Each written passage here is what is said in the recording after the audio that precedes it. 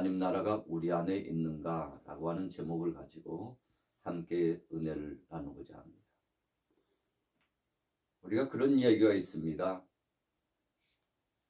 정신을 바짝 차리면 호랑이가 와서 물어가도 살 수 있다. 정신만 바짝 차리면 호랑이가 와서 물어가도 살 수 있다. 그런 이야기가 있는데, 자, 우리가 어떤 상황 속에서도 중요한 것은 바로 우리의 마음이라는 것입니다. 그래서 잠언생 말씀에도 무릇 지킬 만한 것보다 우선시 돼야 될 것은 너의 마음을 지키라 그랬죠. 이유는 무엇인가요? 생명의 근원이 바로 이에서 나면이라 그랬어요. 우리의 마음 속에 마음 먹기에 달려있다는 것입니다. 여러분, 우리가 오늘도 화요일 아침 새로운 아침을 시작하게 됩니다. 그것도 12월 중반을 흘러가면서 15일이 주일이요. 또 어제는 16일, 오늘은 17일. 이렇게 화요일 아침을 맞으면서 참 세월이 신속하게 지나갑니다. 지나갔던 어제는 다시 돌아오지 않습니다. 오늘 새로운 아침을 맞이했는데 이것은 하나님의 은혜요. 또 새로운 아침을 하나님께서 저와 여러분들에게 열어주신 것은 오늘 하루도 하나님께서 책임지시겠다는 아주 중대한 메시지가 우리에게 주어진 겁니다. 이유가 뭔가요? 세상은 우리 마음대로가 아니고 하나님 주권에, 하나님 손안에 달려있다는 것을 증명하고 있는 겁니다. 그래서 우리가 밤사이에 잠을 잘 자고 이렇게 아침에 다시 일어나서 옷맵시를 단장히 하고 성경과 찬송을 이렇게 준비하고 예배자로서 하나님 앞에 마음가짐을 다지고 정성을 다하고 신실한 마음으로 이렇게 함께 나오셨사온데, 우리의 이 준비된 이 마음을 하나님은 기뻐하신다는 겁니다. 세상 사람들은 세상의 일로 분주하다가 하루를 시작합니다. 하루를 어떻게 시작했는지도 모를 만큼 그냥 무작정 목적도 없이 뜻도 없이 살아가는 사람들이 얼마나 많은지 모릅니다. 그러나 오늘 바로 이 아침에 저와 여러분들은 우리의 삶의 목적을 하나님 편에 두었습니다. 하나님께서 내 삶을 주관하시고 우리 가정도 범사도 주관하시고 이 나라의 모든 일들도 국제적으로 세계의 모든 일도 하나님이 주관하신다는 것을 믿기 때문에 하나님 앞에 예배자로 나온 거죠. 예배자라는 정의가 뭔가요? 예배라고 하는 것은 하나님 앞에 엎드렸다, 그런 뜻이에요. 하나님을 신뢰하기 때문에 그분 앞에 엎드린 겁니다. 하나님 앞에 엎드렸다는 것은 그분을 경외한다는 뜻이죠. 찬송한다는 뜻입니다. 그분만이 내 삶의 소망이라고 고백하는 것입니다. 얼마나 어여쁘고 아름다운 고백입니까? 하나님은 이런 마음을 가진 오늘 저와 여러분들에게 복을 주시기를 원합니다.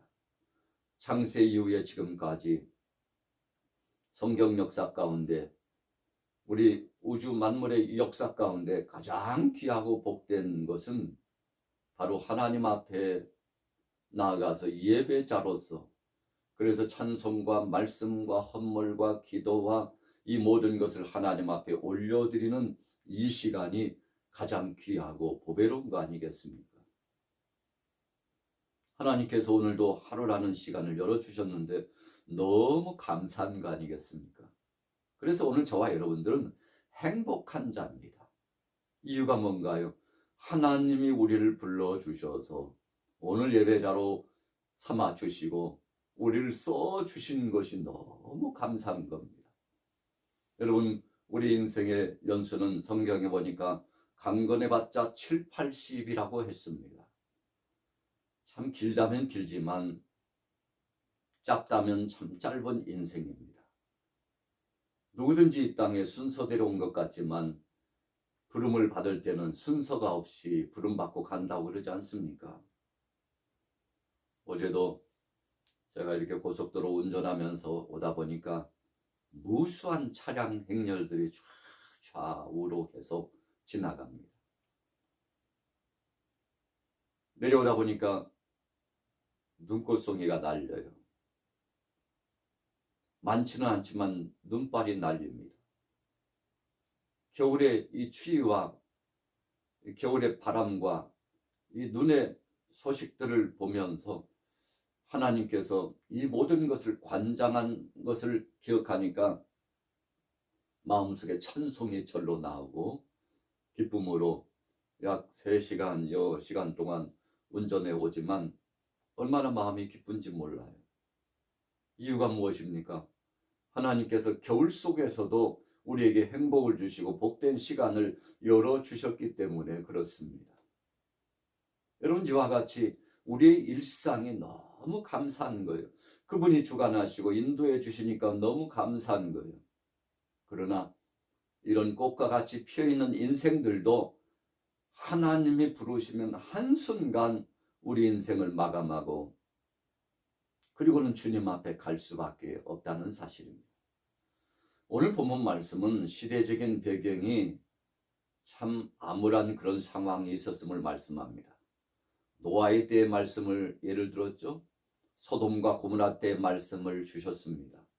노아의 때에 하나님께서 노아를 부르시고 방주를 만들도록 하셨죠.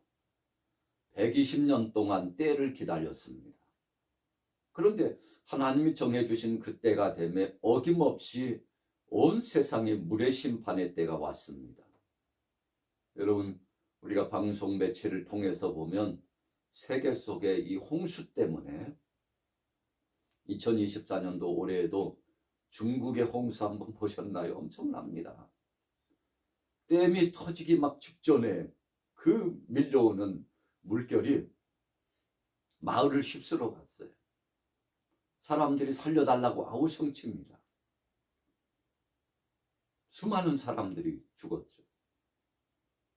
여러분, 예측 불허예요. 계곡에서부터 밀려 내려오는 그 물의 힘의 역사가 엄청납니다. 하나님께서 이 자연계를 지배하여 주시는 거죠. 여러분, 또 갑자기 눈이 내리고 우박이 내려가지고 또 엄청난 바람 허리케인이 불어가지고 소용돌이 치는 이 바람의 역사에 따라서 집체들이 날아가고 자동차가 날아가고 이런 천재지변의 역사를 한번 보십시오. 기근의 역사와 지진의 역사를 보세요. 세계 도처에 지금도 전쟁이 계속 진행되고 있습니다. 우리 지구촌의 소식만 해도 몇 시간을 이야기해도 끝이 없을 만큼 엄청난 일들이 자연계 속에서 우리 주변에서 일어나고 있지 않습니까? 그래서 오늘도 사건과 사고가 계속 들려져요. 스마트폰을 통해서 인터넷 뉴스를 보게 되면 우리가 알지 못했던 많은 소식들이 들려옵니다. 자, 이것은 우리가 이런 상황 속에서도 하루하루를 살아가고 있다는 것이 얼마나 감사한지, 그리고 하나님께서 움직이시는 이 시계의 역사, 이 시간의 역사는 우리가 주관하는 것이 아니고 하나님께서 주권적으로 역사하시기 때문에 그분의 손에 달려 있다는 것이죠. 여러분, 우리가 일상을 살아갈 때 평온합니다. 아무 일도 없죠. 그리고 어떤 때는 이대로 1000년, 10,000년 살았으면 좋겠다 그렇게 생각될 때도 있죠. 그러나 여러분 어떻습니까? 벌써 세월이 이렇게 됐나? 우리 자신의 얼굴을 거울로 비춰보면 내 얼굴이 왜 이렇게 됐나 생각하고요. 또 주위에 있는 친속들의, 가족들의, 자녀들의 소식을 듣다 보면 깜짝깜짝 놀래죠. 너무 기뻐서 놀라는 소식도 있고 어떤 때는 감당할 수 없는 문제가 발생함으로 당황스럽기도 하는 소식도 있습니다. 여러 갈래로 다양한 소식들이 들려오죠. 그렇지만 중요한 것은 오늘 하루도 새롭게 시작했습니다만 벌써 약 15분, 20분을 향하여 지나가고 있지 않습니까? 여러분, 이 시계의 초침이 계속되고 있어요. 노아의 홍수 시대에 노아는 방주를 만들면서 생각했습니다. 아, 도대체 이 날이 언제 오는 거야? 세상의 끝이 언제인 거야? 생각하고 막막했을 수도 있습니다.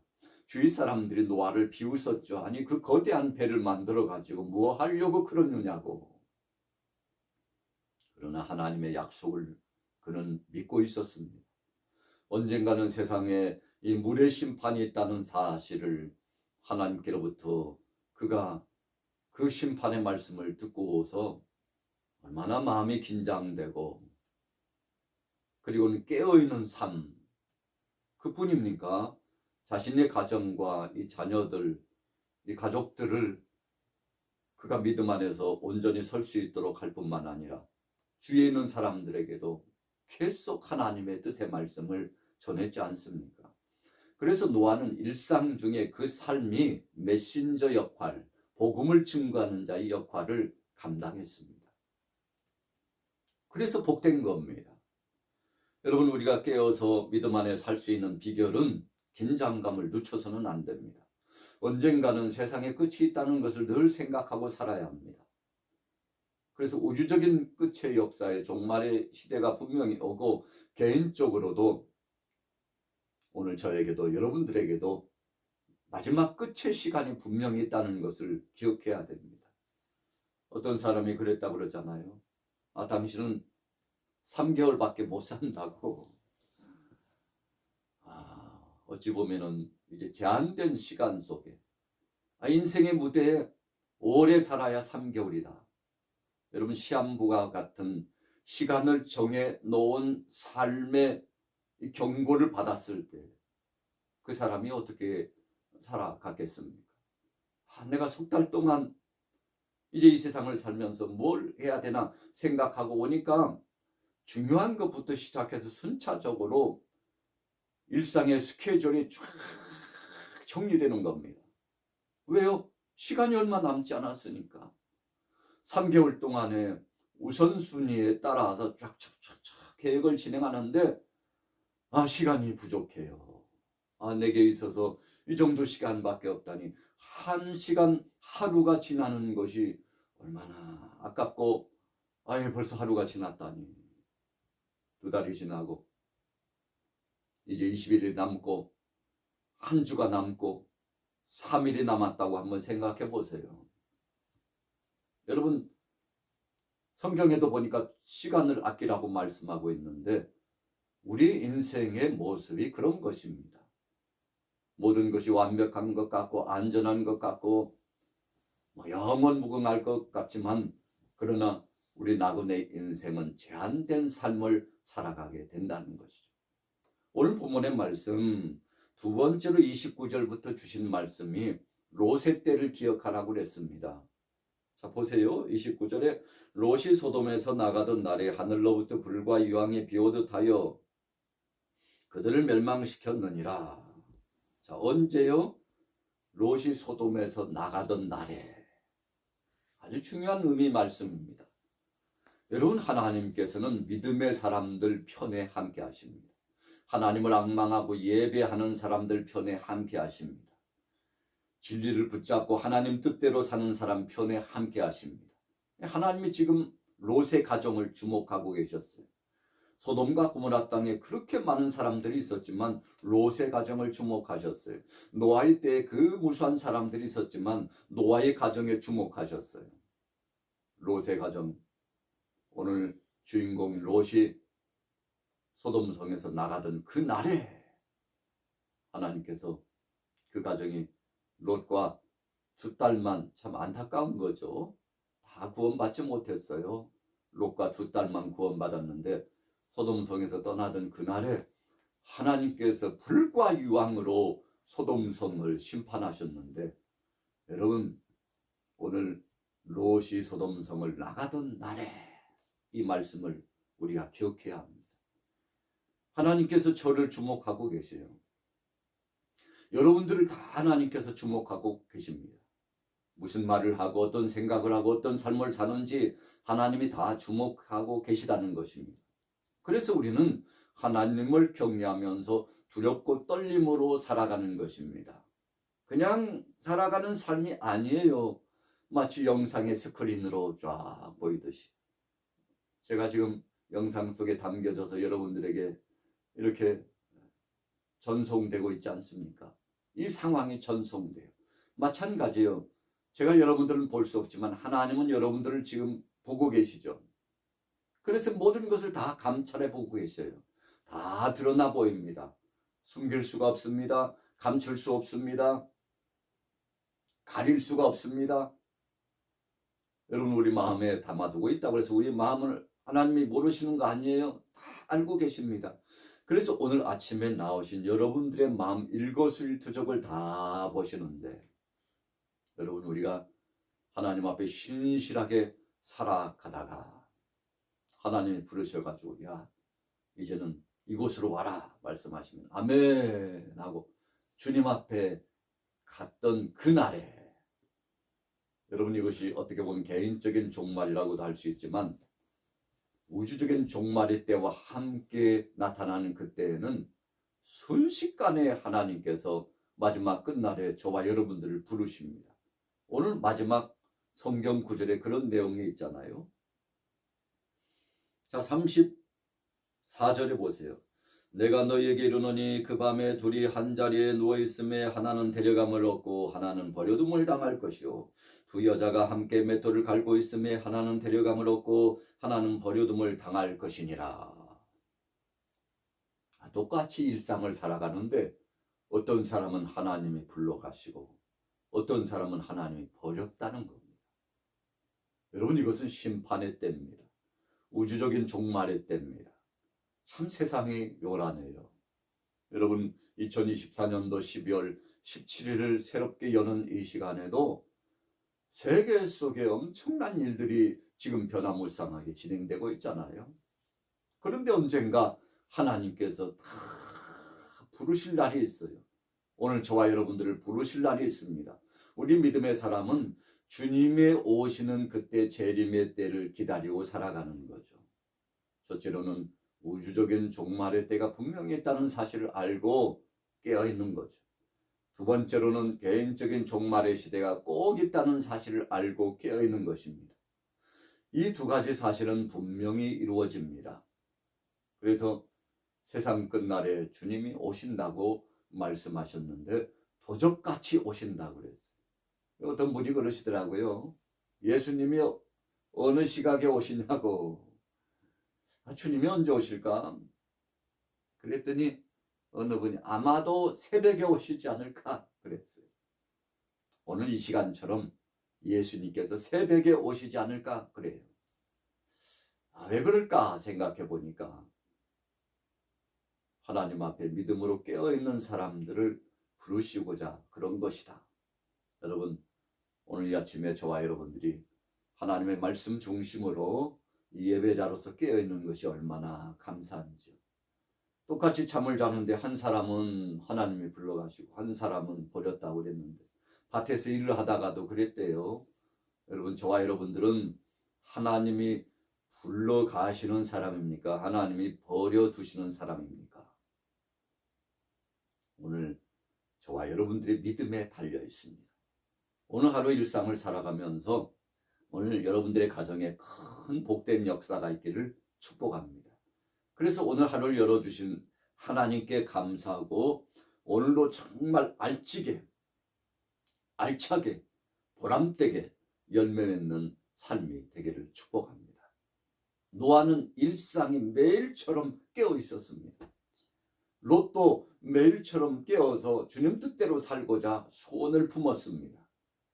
그랬더니 하나님께서 노아의 가정 믿음의 사람을 불러주시고 롯의 가정에서도 추스려가지고 믿음 없는 사람은 내려놓고 믿음 있는 사람을 불러주셔가지고 구원해 주셨는데 여러분 오늘 저와 여러분들은 오늘 이 자리 예배자로 함께 하신 모든 여러분들은 주님이 부르셔서 영광 중에 천국에 입성하고 그래서 하나님을 찬양하고 경배하고 영생 복락을 누리는 자가 되기를 축복합니다. 여러분 하루에도 무슨 일을 만날는지 우리는 알 수 없어요.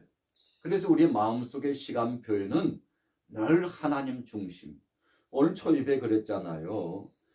하나님의 나라는 볼 수 있게 임하는 것이 아니요 또 여기 있다 저기 있다고도 못하는 이 하나님의 나라는 너희 안에 있느니라.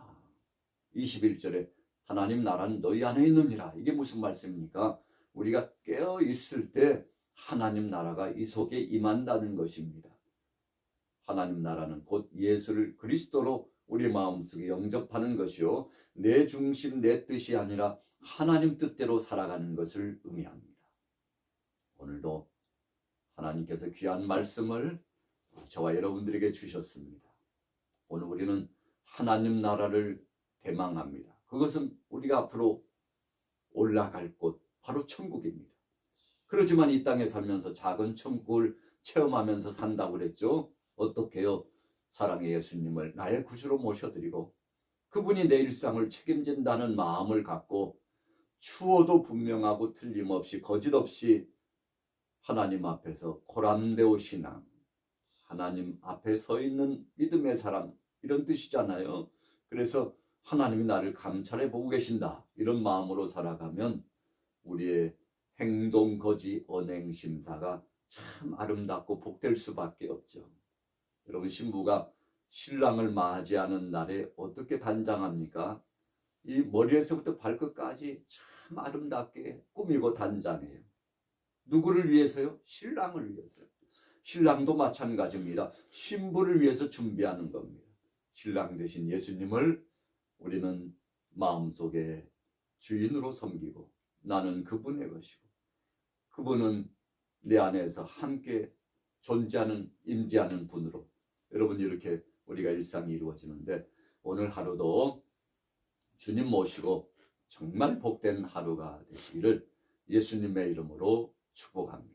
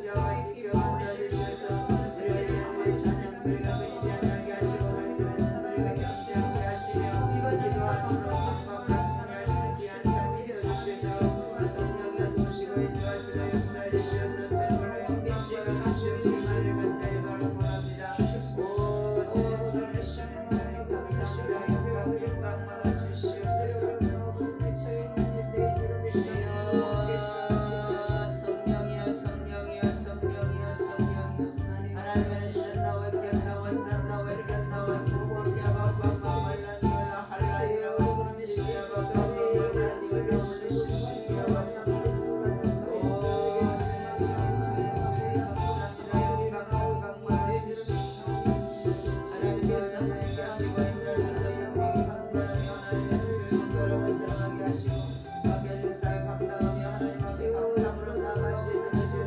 주시기 바랍니다.